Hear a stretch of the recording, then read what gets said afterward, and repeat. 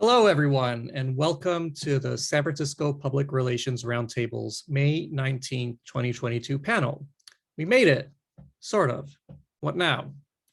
Featuring a great lineup of Bay Area PR spokespeople. As you may be aware, we have a special surprise for you at the end of the program when we will also be introducing our 5 newly minted 2022 Philip N. McCombs Scholarship recipients who just got the word this week that they've been selected for scholarships. Now, we are recording today's conversation, which will be posted with a recap on our website. So please watch for it. If you'd rather not be recorded, now's a good time to turn off your camera. Thanks everyone for attending.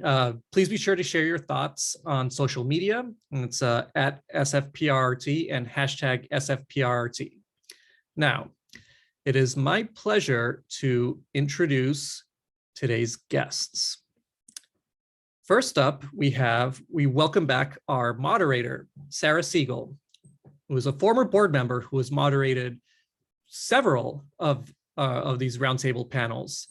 Sarah began her career in journalism and has worked on the production teams of CBS and NBC News and in-house for both public and private companies before moving agency side. In 2018, she launched her own public relations agency, Segal Communications, which was acquired in 2021 by the Messina Group. Next up, we have our first panelist, Karen Boyd, who is a new roundtable member and communications director at the City of Oakland.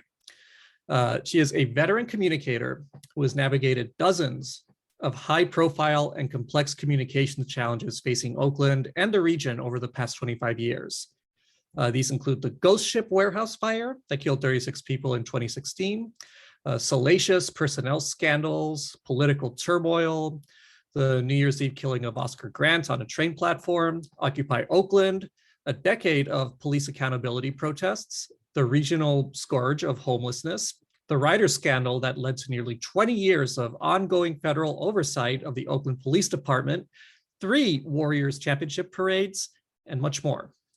Karen has advised 5 mayors and more than a dozen city administrators.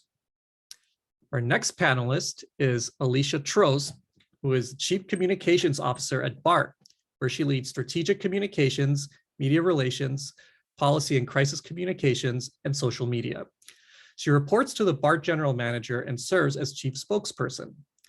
Alicia has received national accolades for breaking the government communications mold by having honest, frank, and engaging conversations with writers.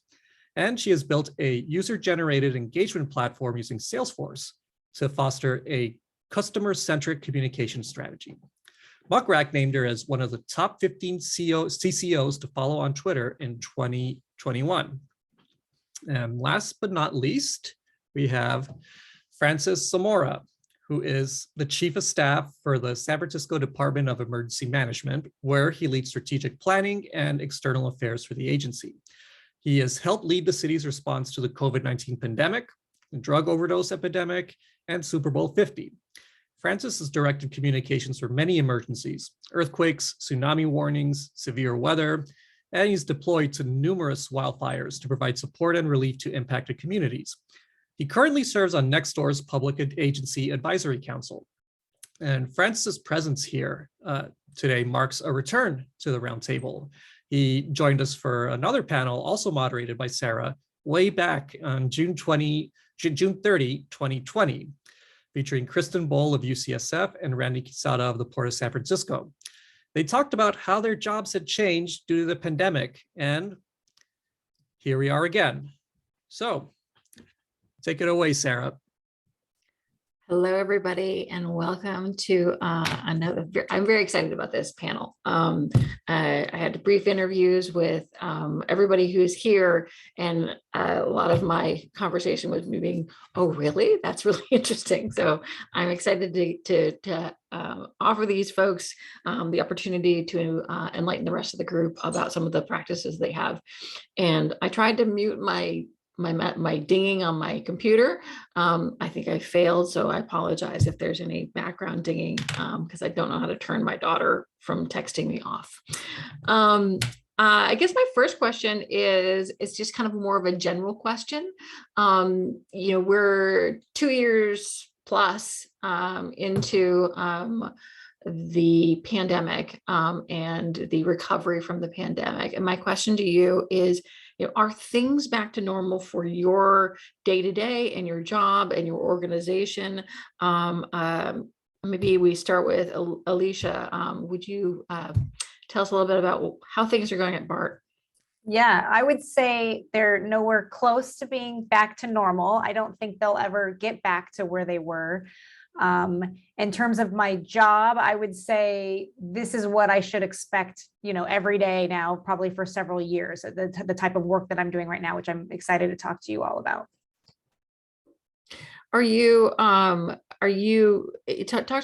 we spoke, we talked a little bit about kind of your focus and your shift on your change in audience. Would you share a little bit about that? Yeah, we really feel like we are starting from like ground zero, we are just completely rewriting our communication standards and our strategy. And we are just truly just turning the page on what people have always thought of BART, how they talk about BART, and trying to come up with all new communication techniques and how we describe our service and who we're targeting. And so it's really interesting because it's not like, oh, we're trying to go and get everyone who used to ride back on, because that strategy just isn't going to work anymore. And so it's extremely exciting, if you think about it, to just start all over. And that's exactly what we're doing. We're just starting all over. And it's thrilling and it's fun, but it's also really scary because we don't know what the future is for our ridership, and we don't know where we're going to get our money. And if the federal funds continue to be given to us, or if they're just going to cut us off, and will we have to go to the ballot? So everything that I'm doing right now is thinking about, we're probably going to have to go to the ballot and ask, the region, for money. And that really changes what you talk about and what you put on your website and what you put on social media. So it's something I'm very aware of. Francis, how about you? Are things back to normal? Or are you shifting to other focuses? Where are you at? It's when we have shifted to other focuses, right? And so when we started to wrap up our COVID-19 response, and obviously it's still ongoing, back in December, we jumped into another emergency. So we went from one emergency to another, and that was the drug overdose epidemic that was taking place in San Francisco's Tenderloin neighborhood. And so many of you know, Mayor Breed declared a local emergency within the Tenderloin in December, and that was ratified by the Board of Supervisors. And so a lot of our staff across the city that was deployed for the COVID-19 pandemic was redeployed to help support the Tenderloin Emergency Initiative. So a lot of my team jumped from one emergency to another. What was great is that we already had that great working relationship amongst one another across city agencies. And we were able to take a lot of the lessons learned that we had during the COVID-19 pandemic and apply it to the Tenderloin Emergency Initiative. Now, I will say that we're looking at ramping down at least the emergency phase of our response in June, at the end of June. And so, now we're looking forward towards wildfire season. So for us, it's moving from one emergency to the next while trying to catch our breath and think about all the other things that we have to plan for. I should, before I move to Karen, I should let everybody know that if you have questions for any of our guests, please just throw them into the chat. I'll try to apply them as we go. And Molly and Jay have been kind enough to collect any ones that we miss along the way. Karen, everything is back to normal for you in terms of your day-to-day. So nice to be with you all today. I'm not sure what normal means. I relate to what Francis was saying, that to some degree, we're always moving from crisis to crisis, emergency to emergency. We spend more time on crisis response than proactive, right? So that's one shift that we're looking to make, and I can talk about that more in a little bit. I'm actually broadcasting live from our Emergency Operations Center right now. We're participating in a regional emergency drill, and the The scenario is an earthquake that's been devastating to Oakland and the East Bay. So what's interesting is that COVID is now part of our response. It's not its own thing. It is incorporated into when we're opening a shelter. Can people who are testing positive with COVID come to the shelter? Do you have to be vaccinated? Those kinds of questions that are now part of our new normal, our adjustment. I looked in our public information officer room and found my notes from 2 years ago.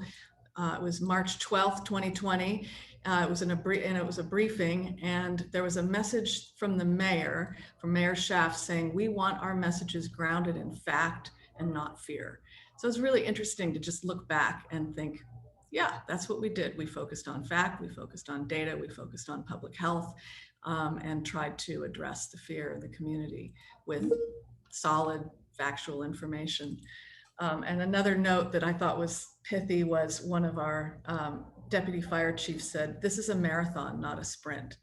I'm sure that we never thought it would go for 2 years, but here we are. So I don't think anything is going to be normal again, like Alicia says. But that's one of the beauties of being in public sector, public services. You just stay on your toes and address what's next and learn lessons along the way.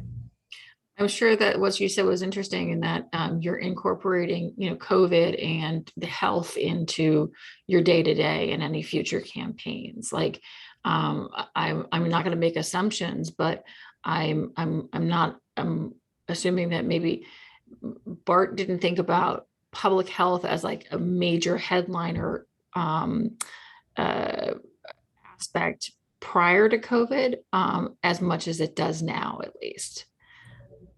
We do a lot of emergency drills, and there would be, lots of airborne disease type scenarios that we would drill out. And we had been through SARS, which was nothing like this, but at least a taste of it. And so, not to say, like, actually, you sort of know when you work in government that these types of things could happen.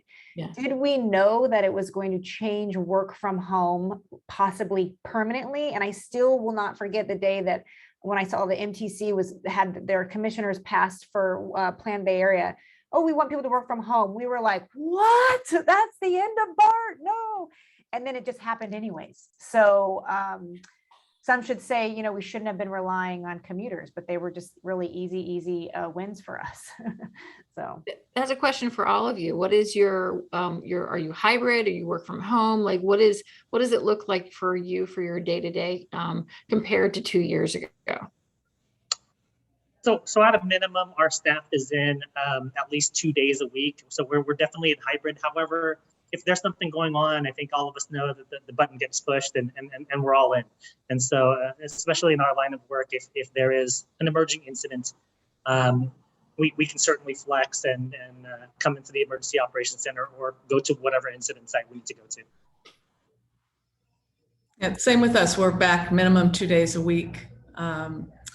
We've reopened key public services.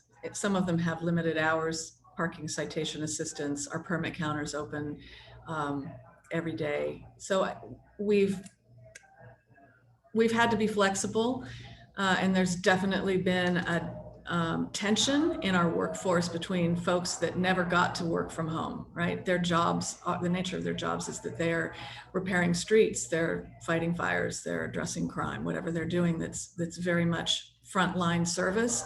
And those of us who work in an office. And so that's been, and we can talk about that more, but a tremendous communications challenge is to try to bridge those two very different types of workforce. So I never worked from home. I remember the day after the shelter in place orders went through, we sent office workers home, but the executives just came to work the next day. And I just think that was absolutely essential. One, it kept me on the train every single day, which was so important. How am I supposed to communicate train service to essential workers or people as they were trying to get back out if I wasn't writing it myself? When I was doing media interviews, imagine if I was like had my home in the background. I mean, that is not a good PR look at all. And it really gave me just immediate access to the general manager, the head of operations. And so it was like war room style, as everyone that does PR knows. And then when the New York Times would call me, I would literally just hand the phone over to the boss, like, here's the general manager right now. And if we were all remote, that would have never happened. And when we would go and meet with lawmakers to beg for money, and it was clear that we were in our office, like showing that we like, this is where we work and our crews are out on the trains and we're not at home. I really do think it sent such a powerful message to show that we were still in the office the entire time. All of the reporters, and I know we'll transition to talking about that, they just want to do Zoom interviews now. And I told my staff, you are not allowed to do an interview at home. You are not allowed to. We are trying to get people back on the trains, get your butt to a station, make the reporter come meet you, which none of them want to now. So it's one of the big challenges, or I'll do it because I'll have like a BART background if they just cannot come and meet us somewhere that has, BART's vibrancy as part of the message. Backgrounds are important. And as people started to move away from the screensavers in the back, or it was just obvious you weren't there, it's just a really interesting, and it concerns me that the media, and especially TV, is moving in that direction, that they're just like chilling in their living rooms and they love it. And I don't blame them because it's safer for them, but like the relationships, how am I supposed to build these relationships when they're like talking to me for 5 minutes on Zoom? So just really interesting. Karen, Francis, do you have any thoughts on that? I think my thought would be more towards interaction with the public. I think from that perspective, it's made government more accessible, right? You don't have to worry about going to a meeting late at night right after work to be able to participate in what your government has going on. And so one of the things that we did a lot of during COVID, and we've continued until now, is we've hosted virtual meetings on behalf of community groups, right? So we have to really pivot at the start of COVID, trying to get information to people. And we couldn't meet in person. So, and a lot of people at the time did not have the infrastructure to be able to have a Zoom meeting or have a Teams meeting. And so we set up a unit in our Joint Information Center solely dedicated on virtual meetings and helping community have these meetings. Now, I think what we found is that it's definitely made government more accessible. When we have, hearings, more people are able to participate. And so that's certainly been a benefit. But Alicia, I feel you. The Zoom interviews took a while for me to get used to, and I would certainly like to, I prefer to have those in person, but I think there's also been benefits in terms of making government more accessible. Karen, you have any thoughts? Or I would agree. We've definitely seen an uptick in public participation in our council meetings. It also allows us to streamline the public comment.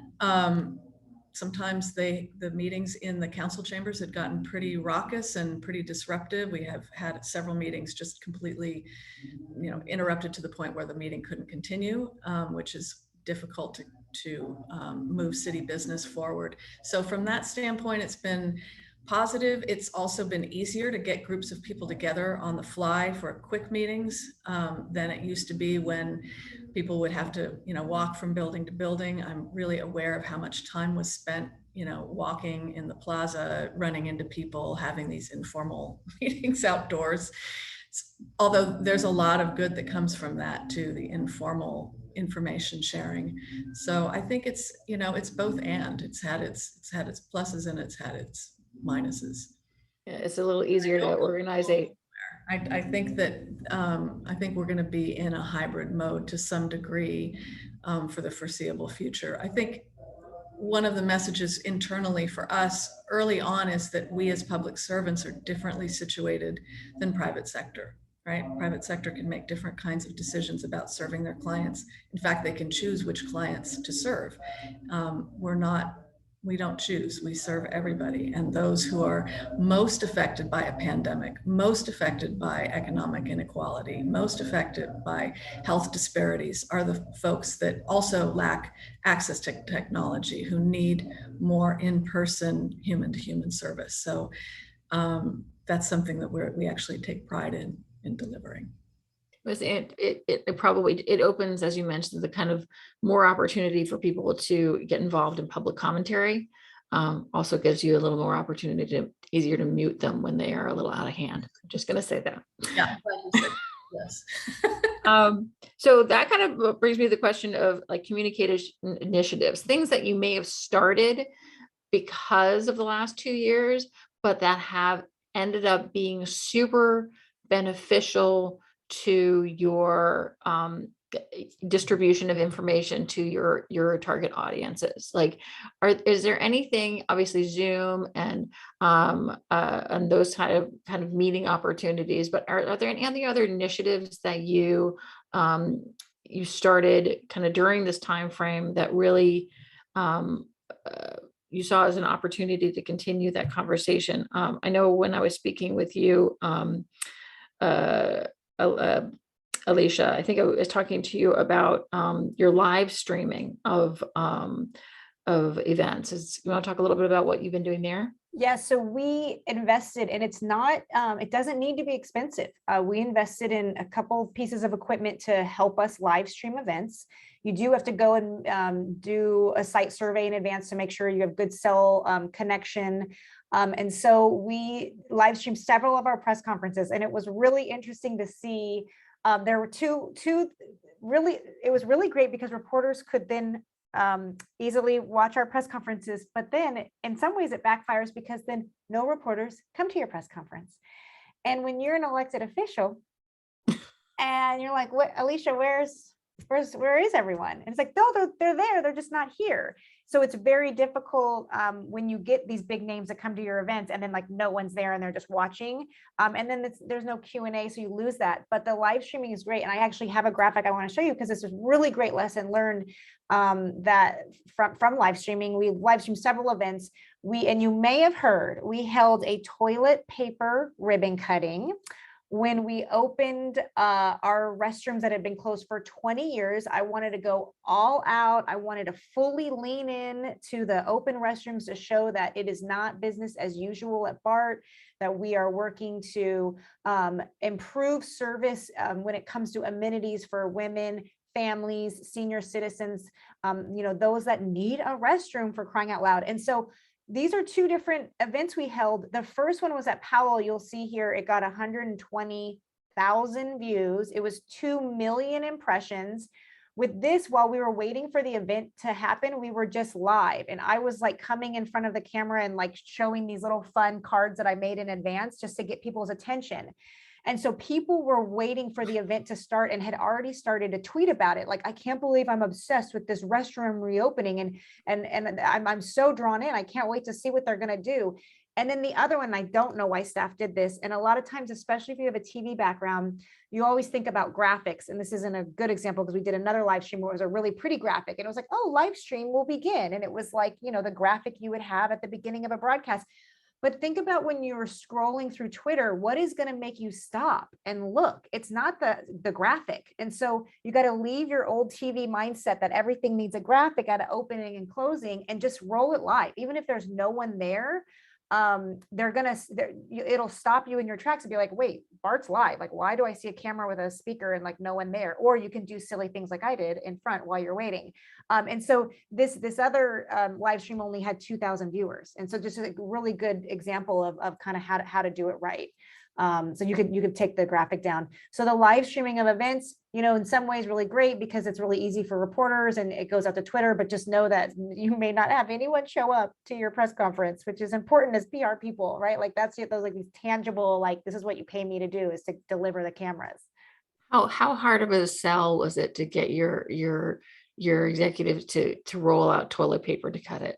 They fully trusted me. I take a lot of risks. If you follow BART on social media and even in the media, I take a lot of risks, and they almost all, they work. And so I think I've just earned that trust. They fully leaned in. They were like fighting over who got to and they were doing the funny, like, finger scissors. I'm like, no, just tear it. But honestly, at the end of the day, the funny finger scissors made it even more funny.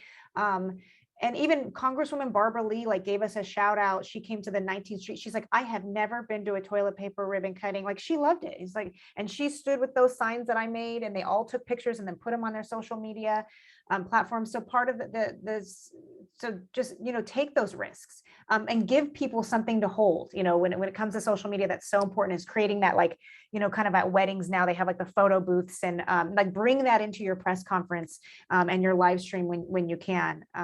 And it's a toilet. I could have done a press release and media interviews, but instead I got 2 million free Twitter impressions. So that is awesome. That is a case study in itself. I love that. Francis and Karen, any communication changes, maybe even, doubling down on non-traditional media sources over the last 2 years? Like, what have you done differently that has helped you get the message out? Do you want to go, Karen, or do you?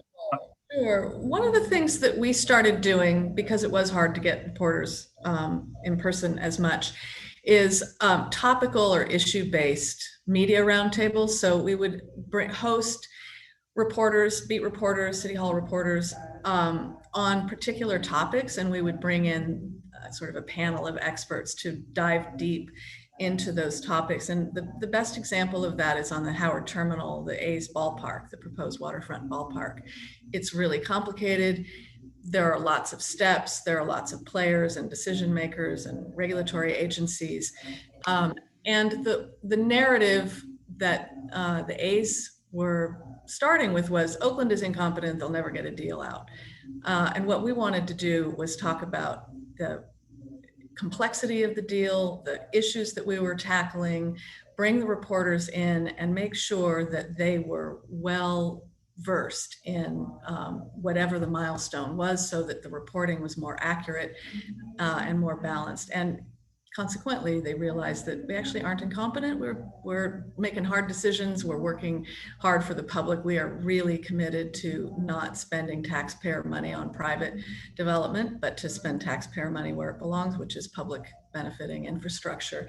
So we've had a number of media roundtables where we brought in reporters, sports reporters. Sports reporters don't know that much about planning processes or the Bay Conservation Development Commission or CEQA. So we wanted to have a lot of deeper information and a chance to ask hard questions. They were non-deadline environment, so people weren't rushing to cover their story, but they were going to cover this story. If it wasn't tomorrow, it would be next week or in the coming year. The other place that we did that was with our Department of Violence Prevention. We brought some of our street outreach workers and gave reporters an opportunity to talk to them about what's it really like trying to stem this surge of violence. What do you do? How do you convince people to put the guns down? And so just having that, sorry if there's background noise, we're wrapping up the exercise here. Just having our staff talk about what the work is like informs better stories and builds better relationships with reporters. So it's different than an on-camera media briefing, but it does provide, I think, better relationships and more informed reporting down the line. Francis, you've done these kind of roundtables, but you were talking to me a little bit earlier about integrating languages into what you've been doing. Can you talk a little bit about that? Sure. I think one of the things that we did really well was making sure that we focused on language access. And so, I looked up some numbers here. At the peak of our response, we had built a translation team that had translated more than 5,200 pieces of material in 10 different languages. This is health and safety information, social media posts, videos, fact sheets, posters, and that was critically important for us. We know that we are very diverse here in the San Francisco Bay Area, and we wanted to make sure that we were reaching people where they were. I think the other thing too that is we developed community-led campaigns within these communities. What we found was that our city brand, while very great looking brand, clean, effective, won an award, was reaching a lot of people, but it wasn't necessarily reaching the people where, I mean, I think we know that COVID really really highlighted the disparities that we have, right, within our communities of color. And so we formed partnerships with the Latinx community, with the Black African American community, with the AAPI community, with the LGBT community, and really told them and really said, like, look, what kind of campaign would you like to see for your community that really speaks to your issues? And we would provide the resources for it. You know, we had the Joint Information Center that had the resources, the advertising connections, everything to be able to produce. But we wanted to make sure that whatever we did was culturally competent and relevant and engaging for that community. And so it really turned things around. There were some very rough meetings, I would say, with the community about in terms of trust and you know, why haven't you listened to us earlier? But I think these type of campaigns really helped us bridge a gap. That there's trust now. We're taking these lessons learned and applying it to different campaigns. Going back to language, I will say language access is very difficult to achieve. It has to be very resource intensive.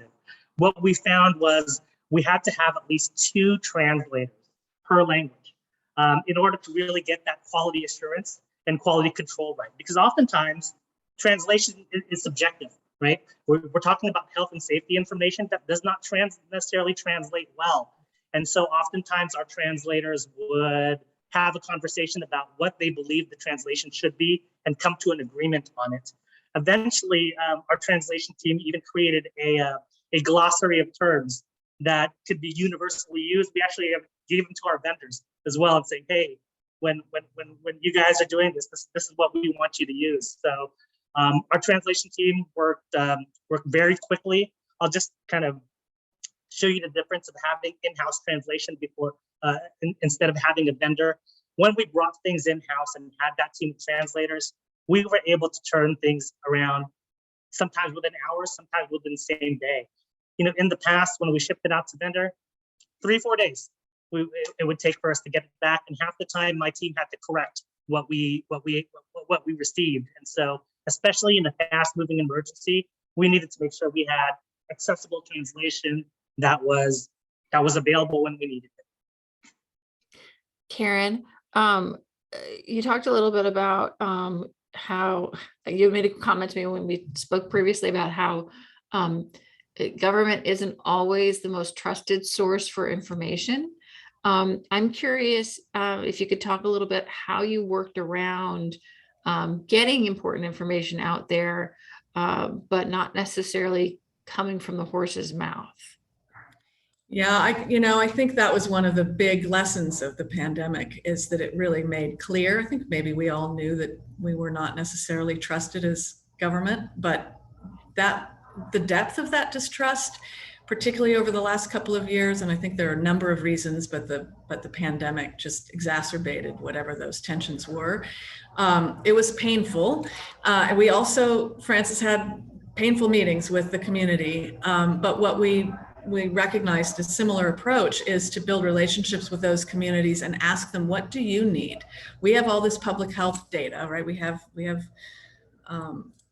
messages, but we want your help in figuring out what visuals would be most compelling, what words would be most compelling, what are the channels that would be most compelling, and then really partnering with Alameda County, that had more resources on the public health side, to provide resources to those communities to do their own graphics and to do videos. In some cases, we paid them, we paid for the translations into some of the African languages, for example. We paid for printing. They didn't have money. These little CBOs that were serving an important population didn't have money to print postcards or posters. And so that was an easy way for us to just pay the invoices and help them distribute the message. Alicia, when we spoke, you spoke a little bit about how you started taking advantage of email communications a little bit more and reaching out to your worst critics. Can you talk a little bit about that? Yeah, so we were just like, what's something new we can do? Who can we talk to and that we haven't talked to in a while? And what emails do we have? Who are we allowed to send without breaking any like federal rules about spam? And what we did, and if you look at your email tools and see if they offer what's called a journey, where you can actually send one email, and then depending on if they click it or don't click it, then an automated email that you've already written in advance, all of these different scenarios. And it all just, you hit go and it all triggers. And what we did was we looked into anyone that had emailed BART customer service, which is usually people who are mad at us, for the last 5 years, and we emailed them and we said, hey, you once reached out to us. We wanted to make sure you're aware of all these changes that have taken place during the pandemic. And we kind of listed a few with some nice pictures. And then we said, and we'd like to keep this conversation going for when you're ready to come to BART. So, hey, opt into our emails. And we got, I think, like 300 people to opt in, and we had sent, it was like thousands, but only that is 300 new emails. And so, and it was just a way to re-engage and without breaking any rules, because we acknowledge that, hey, you had once reached out to us, which is why we're now reaching back out to you. So it's just this idea of be creative with email. Don't just, try to target as much as you can. We've been doing a lot of really fun things. We've now made it so if you sign up for alerts, you tell us, what stations do you use? Obviously, are you getting to BART on a bike? Because then I can send you bike content. Are you getting to BART, you buy a car, then I can make sure, I can then, if something's happening with a parking lot at a specific station, like we're upgrading all the lightings in our parking garages, which is awesome. And I want people to know that haven't been back, you now have bright LED lighting in your parking garage, provides a safer environment, and I can just target those emails to them. So really try to get those segments, rethink your profile and how you are opting people in, and just take advantage of it and be creative. I'm so happy we did that email and got 300 new subscribers. Francis, talk to us a little bit about any mistakes that you may have made during the, everybody loves to hear about, those things where you went, oh, I shouldn't have done that. Do you have any that you can tell us about? Oh, how much time do you have? You have to come to in this job with a lot of humility, and understand that mistakes are going to be made, but how you learn from it and how you recover from it is ultimately going to define your relationship with people. So I'm gonna bring up a very recent one for me, and painful one for me. Working on the Tenderloin Emergency Initiative, I was, I think we've all kind of used the term somewhat, or used the term making sure we're communicating at a 5th grade level, right? It's just to emphasize the point of making sure our communications are accessible. And so as I was having a discussion with community members about a poster that we were developing for the community about resources that were available, I was reflecting a comment that we had received from one of our listening sessions about, and we all do this, right? Making sure that this government poster was not in government speak, wasn't highly technical, and wasn't, and was accessible to people. So I had made the comment casually that, hey, we need to make sure that this poster is written at 5th grade level. And so that really set a lot of people in the community off, because it was a very condescending comment, right? It was a condescending comment. How dare you insult our intelligence? Do you think that we can read at all? Those type of comments. And as I started having the discussion with the community stakeholders, I started to reflect on even my own experience. I came to this country as an immigrant, speaking English as a second language, and it really brought back memories to me of how people spoke to me and how I felt about it. And it is condescending. It is, and while we were, while I was referring to it as a very technical term to make sure that, whatever we're developing is accessible, I think we also have to understand that our words and the terms that we use have meaning to people and have consequences. And so it was a very good discussion at the end of the day. I think, there was mutual respect, that we had amongst each other, that we were both willing to listen to each other and understand where we were coming from. And part of what I committed to doing after this was to talk to my fellow communicators, about this very mistake. So you don't have to make the same mistake that I did. So again, while I think everybody agreed that whatever collateral we were developing needed to be more accessible, but the words we use absolutely matter. So please don't make my same mistake. Karen, Alicia, do you have any lessons learned that you want to share? Perfection on the thing. I think one of the biggest challenges I mentioned before was this tension in our workforce between folks that never stopped coming to work and people who work from home. And we use terms like get back, back to work. We were talking about our back to work plans, right? A similar thing, right, Francis? Like, well, it is for some people, it's back to work, but for that triggered for the other half of the workforce, we've never stopped working.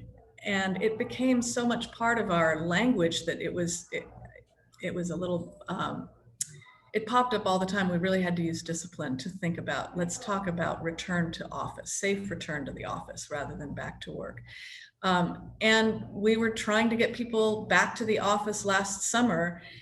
How things can have a certain operational plan and you roll out the plan, and the plan didn't account for the huge spike in COVID last July. And our sort of collective realization that maybe vaccines were not going to be the panacea we thought they were going to be, and we needed to constantly rethink what our back to the office plans were and what does that mean for public service.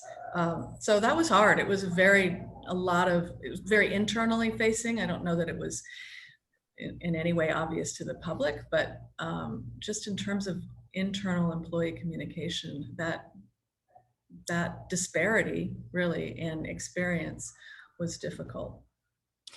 So my last question, and then we're going to switch over to questions in the chat that Molly and Jay will run through. So I do encourage anybody who's attending this to throw your questions in. This is a great group of people because they're super transparent with their answers, which I really enjoy. No spin going on here. Is there anything particularly good that came out over the last 2 years for you and your organization, or the way that you do things, or the way that you manage your teams or communicate with the media? You can mention any challenges too, but Elisa, do you want to take that one first? So one really interesting thing that happened was before COVID, literally 4 a.m. my day starts, I get up to work out, but I have like 20 text messages from morning reporters, and all of that just stopped. I mean, once the reporters stopped writing BART every day, they stopped sort of covering us. And what that did though, is it created space for me to go and do these amazing projects and these amazing customer experience improvements, whereas before I wouldn't have had time to do them. For example, completely fixing SFO, like changing which platforms the train comes in and then all the signs, like that's not even my job, but it's such a customer experience problem that I said, I'll go fix this. Like, this is a communication problem that I can fix. Also, I launched and I love this campaign, the Not One More Girl campaign, all about sexual harassment.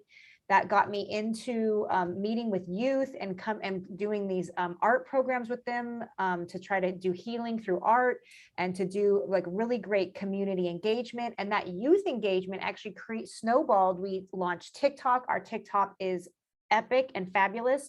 And just to give you all a little idea of how to do TikTok effectively so I found someone in her early 20s who is obsessed with TikTok, lives on TikTok, and who's also obsessed with transit. And I began paying her $60 a video, and we had tiered it that, and once we reach so many followers or likes, then you're going to get 80. And then once we reach so many followers or likes, because it's not all followers with TikTok, you guys should know that followers are important, but it's also how many views you've gotten and how many likes overall. And then she got 100, and she's actually made it to the $100 mark. And so that's just been like this really great. And then we brought in all these, they're called the Transit Twitter Besties. It's a group of like 40 youth who are obsessed with transit. They know the system better than we do. We brought them into headquarters. We just had masks on. They met with the general manager. It was like the most meaningful thing I've probably ever done at BART, right? And so the pandemic has sort of created that space for me. We're doing so much more storytelling. All this staff that was like busy doing media interviews and hunting down the craziest media questions. It would not be abnormal to have like 7 different reporter questions on like 7 different topics for my staff before the pandemic. And now we just don't. And so we're doing a lot more storytelling, and that's going to benefit us when we're going to go pitch stories to the media, or when we want to get a profile of an employee, because we're learning all those great stories internally. I have so many other great ideas, but I'll stop taking up all the time and toss it over to my other panelists.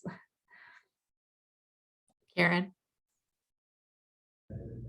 Yeah, I love your storytelling, actually, Alicia. It's really awesome. And the story about the 50th anniversary, the groundbreaking 50 years ago, was really cool. So I think moving to storytelling and visual communication is so key. And that's a place where we are wanting to invest more to broaden our team, because we are so, most of our time is spent on media relations, media response, crisis communications, issues management of some kind. And really that's where I see the future is more visuals, more graphics, more, community-based, authentic messages and authentic messengers.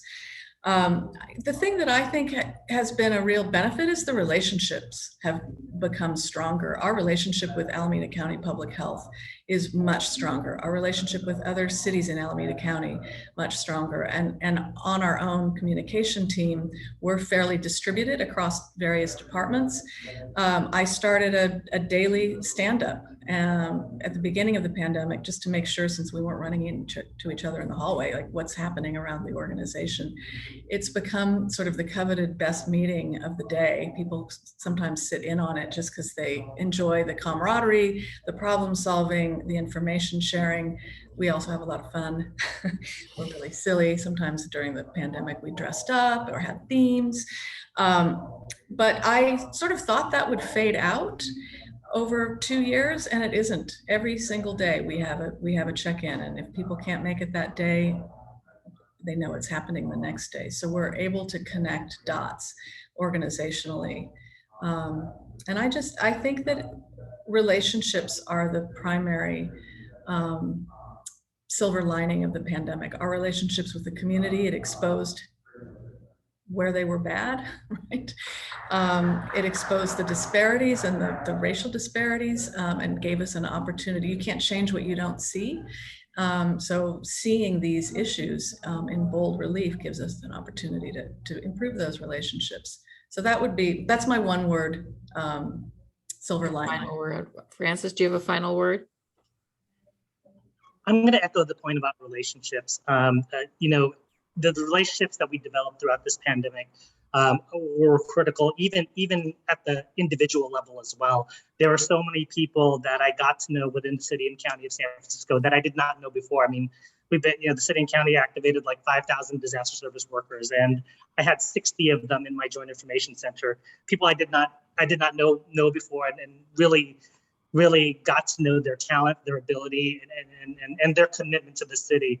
I think the other thing that really benefited, one of the positive things that came out of this was that people really better understood what the Department of Emergency Management does.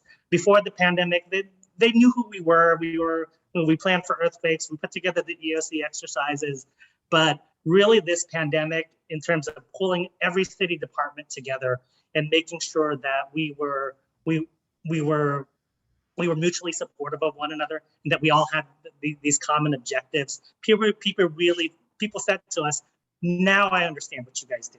Now I understand what the role of the Department of Emergency Management is. And specifically within my organization, external affairs, it was really making sure that all of the city's communicators were preaching the same message, and that we were coordinated, and that we were accurate, and that we were together. And so it's been that benefit. I mean, we've seen it transfer over into some of the other things that the city has going on. Obviously, the drug overdose epidemic, the crisis on the streets. We're leading a lot of those initiatives for the city. And I'm going to add one more thing here, kind of going back to the personal relationships. There's a tradition we have in emergency management. It's also in the military. If you guys don't know me, I also served in the Marine Corps. And one of the things that we did was we developed a challenge point for our COVID response. And so at the end of our kind of COVID response, we had a ceremony where we distributed these challenge coins to the people that we served with in the Emergency Operations Center. And now I see those people around, and there's that bond that we have with one another. And if you guys know the stories about challenge coins, you actually challenge people with them. And I did not have my challenge coin with me when I saw a group of colleagues, and I ended up buying breakfast for them. But I was happy to do it because these are the people that I served with. I have one, but it's not a challenge coin. It's for an organization I volunteer for. But it's a valuable. It's a simple gesture, but like that's an awesome way to make people feel like they're part of the organization. I'm going to hand it over to Molly and Jay, who are going to go through any of the chat questions that are pertinent. And I think I will be making sure that I follow all of BART's really cool TikTok channels. Okay, Molly here. I'll start up. So what about the Great Resignation? Has that had an effect on your offices? There's a couple questions, but I can start with that one. That'd be the problem. We did a retirement incentive, so people were paid to retire, which is a nice actually way to, save costs while not firing anyone. And now we're just seeing it's harder to get engineers because it's harder to compete. But it's still quite easy. Everyone wants to be a train operator. Thank God people don't want to be bus drivers, but they want to be a train operator. So we're not as impacted, but the workforce is very challenged.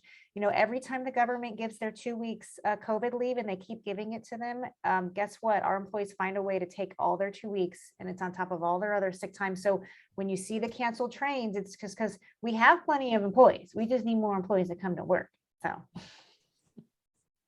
Yeah, we did see some early retirements. Obviously, we lost some folks due to vaccine mandates, but we also are seeing it in terms of recruitment, right? One of the other things that we do is 911 dispatch at the Department of Emergency Management, and our recruiting classes have gotten smaller and smaller. We're also seeing it in the emergency medical system. There's a paramedic shortage, and so we are seeing it in terms of us being able to backfill positions that have not been filled due to early retirement or other forms of attrition. We started having challenges with filling vacancies before the pandemic, and it's gotten worse. So I'm not sure that there's been a great resignation as much as the predicted baby boom retirement from public service. This has been known in the public sector for a long time that we would be facing staffing shortages, and we are. And then the pandemic definitely exacerbated that. I also think that it's, one of the privileges, it's a deep privilege and honor to be a public servant, and to be a public servant during a global pandemic. You really realize how much the public needs our service and our information and our public health guidance, but it's also really taxing. And so I think what we're seeing is a workforce that's very tired and very stressed, and particularly folks that are dealing with frontline.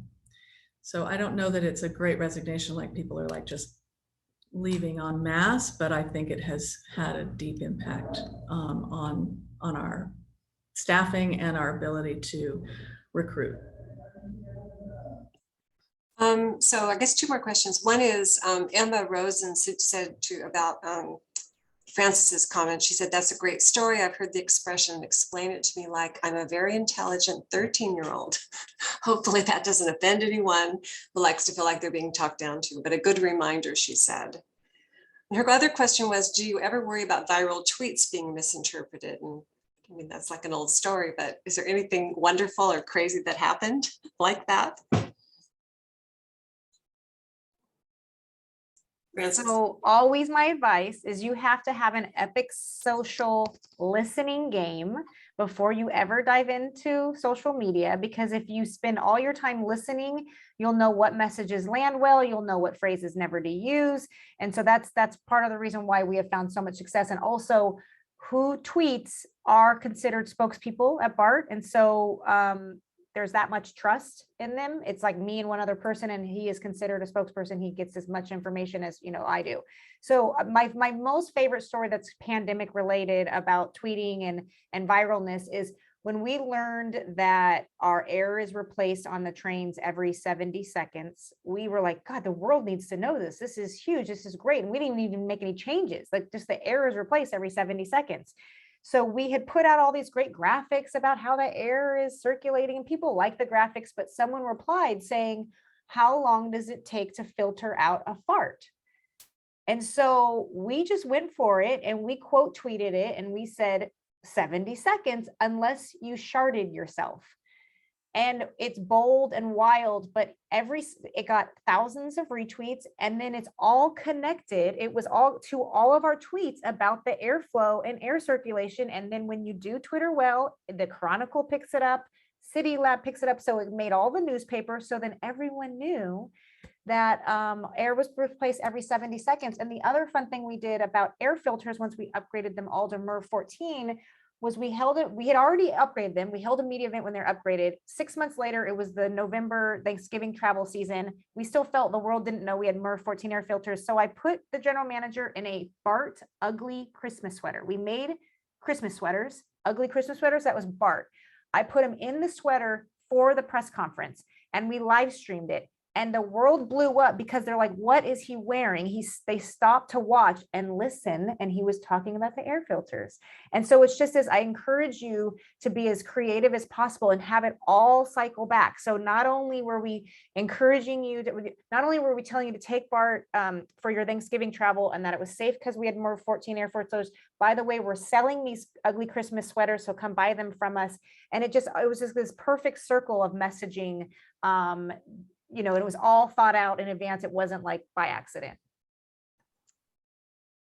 Yeah, we had, if you recall, probably, I would say in the winter of last year, there was a big storm that was coming. It was like a really big storm that was impacting the Bay Area, and we wanted really people to stay home as a result. And so we were creating a series of social media posts. And one of them, and I'll tell you, we purposely did this, is we told people, hey, why don't you Netflix and chill during the storm? And those of you know that what Netflix and chill means is there's a very sexual component to it. What we ended up doing was we made sure our partners at Public Health were also very, very cued in to jump into the conversation as well. And as that conversation developed, Public Health chimed in with, oh, I think now it's time to dust off our safe sex guidelines during the pandemic.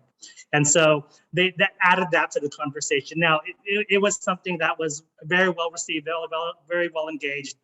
The folks that Alicia mentioned and some more also kind of retweeted it and posted about it.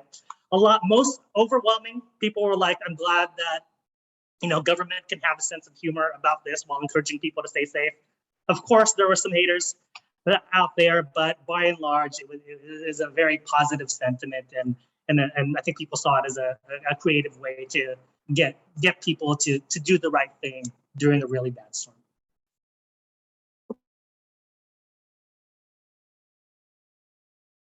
Unmute. We're at time, but a very good question here, I think, from Brenda Kahn, which is what quickly advice do you have for newbies to the PR fields? We have some scholars with us today who you're going to meet in a minute. Build relationships and tell the truth, always.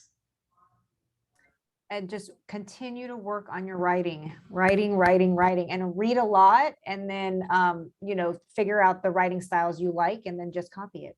Nothing wrong with that. Don't be afraid to make mistakes. Take chances, be humble, and bounce back and learn from them. Great. I think we're going to, Sarah, back to you if you want to close her up. Thank you. Wonderful. You're on mute, Sarah. a very successful conversation. Thank you for everybody for sharing such great stories. I think that's always the best way to get your experience across. And so thank you for helping us understand kind of your day-to-day as well as your successes and challenges. And we look forward to hopefully having you back in another year, and you can tell us all the things that have changed between then and now and then. So thank you very much for your time today. Thank you to all of our panelists, and to Sarah for moderating, and Molly for helping out with questions. That was a great conversation. Just to remind everyone, a recording of the panel will be on the SFPRT website a little bit later on, so be on the lookout for that. So switching gears. So many of our audience members today participated in our Valentine's Day Gala and fundraiser way back in February with its very successful silent and live auctions. We had a great event this year, and we made enough money along with donations throughout the year to be able to award scholarships in the amount of $1,600 each to 5 college students who are with us today. The scholarship program is named after one of the Roundtable's founders, Philip N. McCombs. Our scholarship recipients are Bay Area graduate and undergraduate college students who are studying public relations and related communications fields. We received applications from about a dozen students at colleges and universities from as far away as UC Davis, San Jose State, Santa Clara University. Winners were selected by the PR Roundtable Scholarship Committee, which reviewed applications and spoke to the students following a review of their work and their letters of recommendation. I did want to thank by name this year's Scholarship Committee, and it's Brenda Kahn, Paula Rose, Sally Hames, Kathleen Brennan, with support from Molly Walker. And now, I am happy to introduce our 2022 Phillips and McCombs Scholarship recipients. I will ask each of you to unmute yourself, tell us your name and how to pronounce it, your school, areas of study, and any other comment that you would like to share briefly, right? Keyword being briefly. Also, please tell us if your advisor is here today. We are aware that some advisors couldn't make it and some are driving to other meetings. But if your advisor is here today, let us know so we can recognize their mentorship to you as well. So our PR Roundtable's 2022 scholarship recipients are Benit. I'm sorry if I'm mispronouncing any of your names. Benit Baines, a junior at USF, majoring in communication and minoring in public relations. Benit, you want to introduce yourself real quick? Hello. Yes, you pronounced my name perfectly. My name is Benit. I am a junior communications student and public relations minor. My advisor, Professor Fei Chen, is here with us today. And first off, I would just like to thank her for the guidance that she's given me as a professor for me, as well as an advisor for PRSSA. I would like to thank the SFPR Roundtable for organizing this event, as well as for offering an amazing scholarship that will help me truly focus on my academics in the public relations field. I am truly grateful and would like to thank the scholarship committee for taking the time to basically go through so many applications. I would also like to thank the guest speakers for taking the time to share more about your day-to-days in the public relations sector. Having public relations professionals in the San Francisco Bay Area has really helped me just learn more as a college student and get to learn more about how public relations works in so many different sectors. So thank you. All right. Thanks, Benit, and congratulations. Next up, we have Aaron Brown, a junior at USF, majoring in communication studies and minoring in media studies. Aaron, you want to say a few words? Hi, my name is Aaron Brown. I second everything Benit said. And the scholarship just means so much to me because I eventually aspire to go get my master's in communications, and this is where the funds are going to go. And I'm just so blessed and grateful for this opportunity and just like having been a part of something so great. I also want to shout out my professor, who is also Fei Chen, who is here today. I'm so grateful to her for guiding me and leading me to so many great opportunities like this one. I just want to take the time to also say thank you to the SF Roundtable for giving me such a great opportunity. Yes, thank you. Thanks, Erin. Congratulations. Next up, we have here Ali Rizvi, a senior at UC Davis, majoring in communications and minoring in technology management. Hi, how's it going, everybody? My name is Hurley Rizvi. I'm a senior at Davis, currently finishing up my last quarter, which is very exciting. I'm a communications major with a minor in technology management. I just wanted to say thank you to the Roundtable for putting together this event and for this opportunity. And a big thank you to my professor who's on this call, Professor Heather, for giving me the tools with which I've really been able to kickstart my career as a PR professional.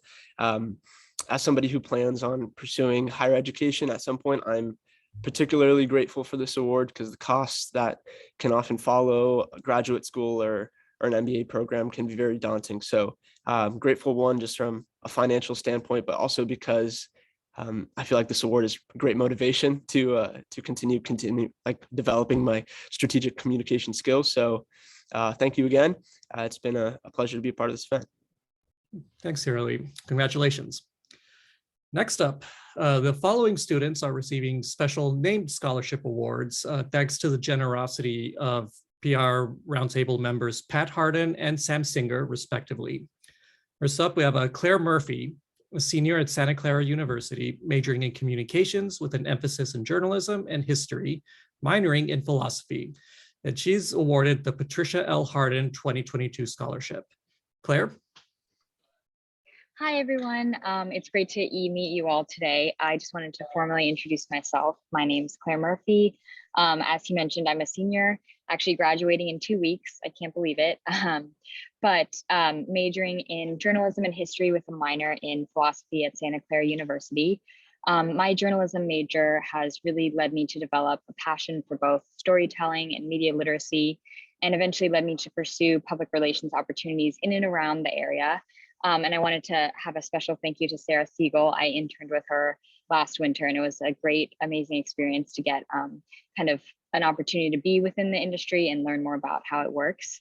I would also say that, I was able to bring this collaboration and shared vision to individual clients, and I love to be able to, really amplify the voices of others. And public relations has allowed me to combine this with supporting specific organizations and fostering those relationships with the people that I come across. I'm so grateful to be awarded the scholarship, and I look forward to using these resources towards starting my career within the industry when I begin working this fall in Denver, Colorado. So thank you so much for this wonderful opportunity and for allowing me to be part of the discussion today. Thanks, Claire. Congratulations from one journalism history double major to another. And next up, we have Nick Garcia, a senior at USF majoring in communication studies, minoring in French studies, and he is awarded the Sam Singer 2022 scholarship. Nick? Jay, I'm not sure Nick has made it. He had a presentation to do from 12 to 1, and he was going to join us. So we're hoping he would come in like right about now. So as you continue talking, maybe if he comes, I could let you know and I'll have him say hello. Sorry. Sure, that works. Thanks, Molly. So our treasurer, Paul Rose, will be sending a check in the amount of $1,600 to each student in the next several days. So congratulations to all of you. Good job. Also, each scholarship recipient becomes an associate roundtable member this year through 2023. So we look forward to you joining us at future events and renewing your membership in 2024. Of course, we wish you great success in pursuing the next steps in your education and your career in communications and public relations.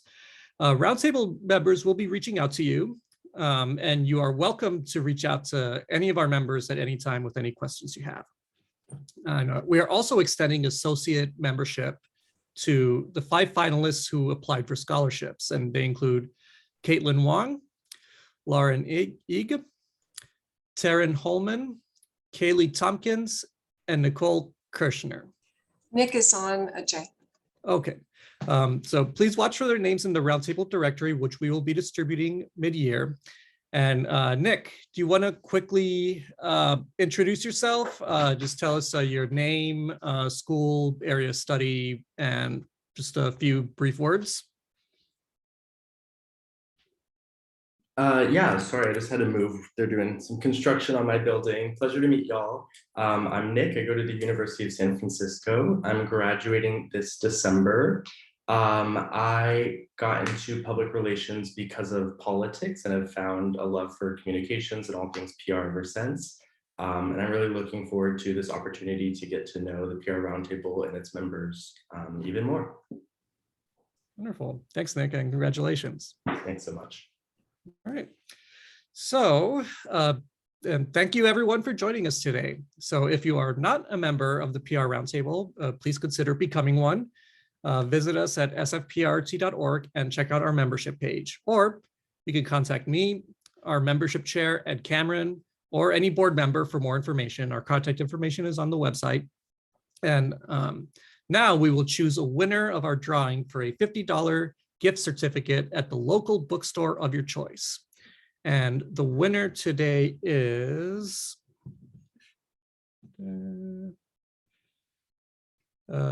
Heather J. Heather, UC Davis. Awesome, thank you. Yeah, congratulations. We'll touch base offline after the meeting to arrange that. Right. And then one more announcement. We're currently putting together another Pizza with Pros in-person event and planning a full mixer in the fall along with other great programs. So please stay tuned for our next event and let us know what you thought when you receive our survey. It helps us to iterate and improve these panels so we can keep getting better each time. Thank you for coming, everyone, and stay safe. And this is